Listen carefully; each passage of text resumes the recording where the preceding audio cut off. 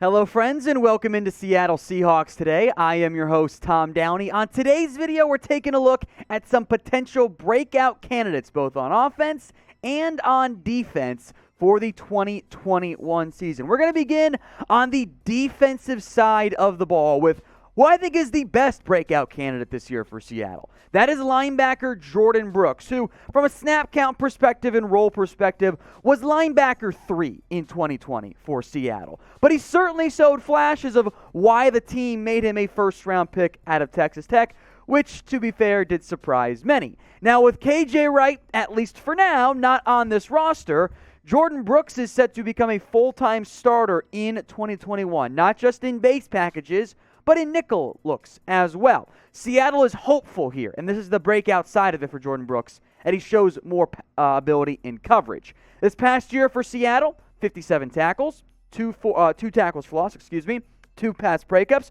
no sacks, but I know he can blitz, and I think the presence of Jamal Adams means there's probably not going to be as much blitzing for Jordyn Brooks. The area where I had concerns about him coming out of Texas Tech and where I think the growth in theory will come this upcoming season is going to be in coverage. Not bad by any stretch of the imagination for Jordyn Brooks, although I will make note the role he'll play this year in terms of coverage will be different than what he had last year. With him being the second linebacker out there, it's going to be a bigger challenge for the former first-round pick. So depth chart-wise, look, it makes sense, right? We have talked about Darrell Taylor, and we will again more in depth, hint, hint, in just a second. But I think Jordyn Brooks is primed for a big season for the Seattle Seahawks. I think he's in position to take a significant step forward and pair with Bobby Wagner as a fantastic 1-2 punch at the linebacker position if he takes that jump in coverage. I like him in run support. I know he can blitz a little bit. Now it's about coverage. I don't think he's going to blitz that much with Jamal Adams on this team, but coverage, that's where Brooks must take a step forward. Pin comment. So my answer was Jordyn Brooks to this question, but I want to hear from you guys as well. Which Seahawk is most likely to break out in 2021? Is it Jordyn Brooks or somebody else? This question is the pinned comment on today's video. So get the ad break here on YouTube, scroll on down, and get your votes in. Let's go to L.J. Collier now, who I thought about Rasheem Green, but I think Collier is a better player, and I think is in position, as unusual as this might sound, to have a significant breakout season in a different role this year. I don't think you're going to see L.J. Collier start playing a ton at defensive end. Rather, I think Collier is primed to have a bigger role at the defensive tackle position. I think with Jarran Reed gone, Benson Mayowa, Kerry Hyder, Carlos Dunlap, all there at defensive end, and a need at the interior defensive line spot, I think Collier's going to play there. And he did play about a third of his snaps last season on the interior, and I'd argue it's some of his better snaps at that position. Now, we already have seen one jump from L.J. Collier. Granted, year one, there was literally nowhere to go but up.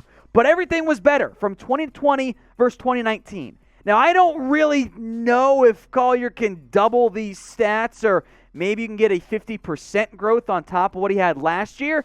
But if that happens, again, former first-round pick, former top draft pick of Seattle, could have a fantastic year if that type of growth continues. When I look at the roles this team is going to ask of their defensive linemen, Poona Ford's going to be your run stopper, all right? L.J. Collier, Rasheem Green maybe. Those are better interior passers. Now, I think they will kick in guys like Kerry Hyder and others inside on some passing downs. But I think L.J. Collier in particular is primed for a bigger role and, in theory, more production moving forward. So who's better? I went with L.J. Collier here. Maybe Rasheem Green could also be a breakout candidate for this organization. But get your votes in for me in the comments section. Type RG for Rasheem Green or LC for L.J. Collier. Now, today's show is made possible by BetUS. Head over to chatsports.com/bet and use the promo code that you see on screen. That is Seahawks 125. You can bet on not just NFL stuff like Seahawks futures odds, but how about some NBA games? The play-in tournament gets going Tuesday night. Pacers, you can bet on them against the Hornets, or the Wizards versus the Celtics. Grizzlies and Spurs. I feel good about the Grizzlies. kind of intrigued by the Hornets. Pacers got some injury issues there. I don't mind them as an underdog. And then, of course, the game we're also excited about, Lakers and Golden State. You can bet on all those games and all kinds of sports events and props and everything you could possibly dream of on BetUS. So head over to chatsports.com/bet. Use the promo code Seahawks125 that you see on the bottom of your screen. Let's get an offensive player in here now. Gerald Everett. Now, he was signed away from the Rams this offseason, gets to reunite with now Seahawks offensive coordinator Shane Waldron, so I don't think it's much of a hot take to say Gerald Everett is going to be a good fit for what Waldron wants to do with this offense in 2021. And I think that Everett, despite getting a pretty hefty contract, is actually in position to put up his best year ever. His previous year, or best year I should say, was in 2020. 41 catches, 417 yards, just the one score. Because of the way the Rams offense worked and the multiple tight ends that they ran at times, Everett didn't get the lion's share.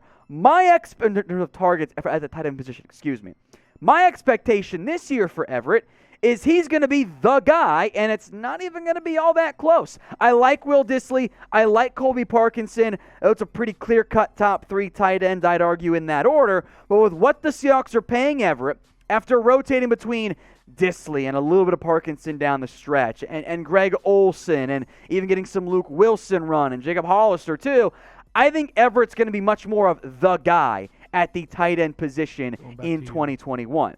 And last year, again, 41 catches, 417 yards, only the one score. I think Everett could have a career year. Now, we'll define that as career high in receiving yards. So get your votes in. Do you think Gerald Everett will set that record? Type in Y for yes, he will, or type in N for no, he won't. Get your votes in right now in the comments section. Let's go back to defense now. Marquise Blair, who I thought was beginning to have a nice, promising, good season in year one, and then, or in year two, I should say, at nickel corner, and now he's kind of bounced around between safety and nickel over the past 2 years, and I don't know exactly what role he'll play this upcoming year, but I am more willing this into existence that Marquise Blair has the breakout year I thought the team was about to get in 2020 before he tore that ACL. I thought he looked solid in limited time last year, playing a very different position. And hopefully he will find a way into a starting role and or starting snaps with a suddenly contested, I guess I'll call it, secondary depth chart for Seattle. The production's been okay, but the true breakout has not happened. I will continue to list Blair as the team's starting nickel corner, but DJ Reed could play that role. Ugo Amadi played it plenty last year. I think Trey Brown, the fourth rookie of Oklahoma, could also be a fit there. Quandre Diggs has 1 year left on his deal. Could Marquise Blair get some safety run, especially when Seattle operates out of some big nickel packages? That could certainly be a fit there. So I am curious to see what Blair's role looks like in 2021, of course, assuming he ends up being healthy. Now, if you guys want even more Seahawks videos, then hit that big red button and subscribe. YouTube.com/SeahawksTV. Link bottom of your screen there, that URL. But you're watching on YouTube in all reality. So hit that big red button and join us for videos coming out almost every single day. Now, in general, I don't believe in putting rookies as a breakout candidate because there's no, true baseline to break out from. But I will kind of break my own rules to an extent and go with a sort of rookie, but also not really, in Darrell Taylor. Remember, he missed all of his real first season due to injury, the second-round pick out of Tennessee. Seattle trades up to get him, and he doesn't even get on the field at all. Now, Taylor got some work at strong side linebacker at rookie minicamp this year. But as you can see on your screen, I'm just calling Darrell Taylor an edge, because that's what his role's going to be. Whether he's playing defensive end in maybe that Leo edge rusher role or playing linebacker, Taylor's going to be a pass rusher. And you look at the defensive end depth chart, if you're not letting him play any strong side linebacker, well, and Carlos Dunlap, Benson Mayowa, Kerry Hyder, Alton Robinson, we will see about Alden Smith. I think those guys could all play, if not similar snaps, more snaps than Darrell Taylor as a pure defensive end.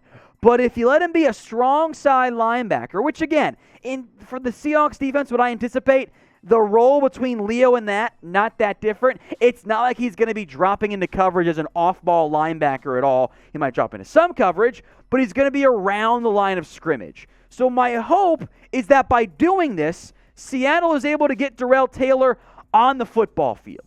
That they're going to be able to put him out there and give him the opportunity to make some plays like he did at college. 10 tackles for loss, 8 sacks his final year with the Tennessee Volunteers. I am hopeful that Darrell Taylor has what could be construed as a breakout season, or at least a season actually getting out there on the field. So I think I've set the over-under on this on the higher side, but you guys always pick over anyway. So get your votes in for me. Over or under 4.5 sacks for Darrell Taylor in this upcoming season. Type O for over or type U for under. With a mostly established offensive core, one more breakout player I'm going to go with here is Damien Lewis, who is entering his second year as a starter for Seattle. Now, as I forgot to update on our depth chart previously, he is going to make the move to left guard after Seattle traded for Gabe Jackson.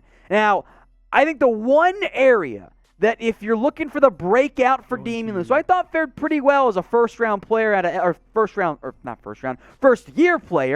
LSU. The area I want to see growth, pass protection.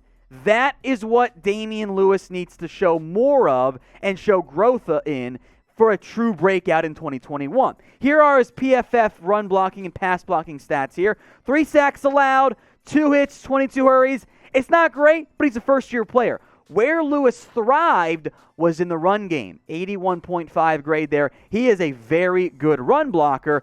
Alongside Dwayne Brown, I think teams will try to stunt his way a little bit at points in the passing game. So he is a no doubt obvious starter for this team as far as I'm concerned. The question mark for me is, can he show enough growth in the passing game to have that breakout year in 2021?